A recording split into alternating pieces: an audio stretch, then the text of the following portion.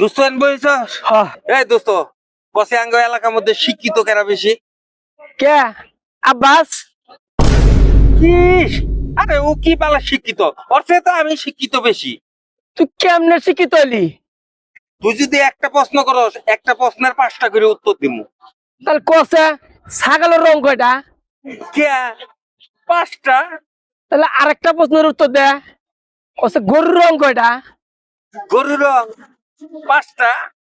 তুই আমার বালে শিক্ষিত, তোর চা শিক্ষিত আমি তুই বেশি। তুই একটা প্রশ্ন করবি, তোর একটা প্রশ্নের সাথে আমি 10টা উত্তর দিব। আচ্ছা বন্ধু তাহলে প্রশ্ন করি। আচ্ছা তোর বাপ কয়টা? কে 10টা?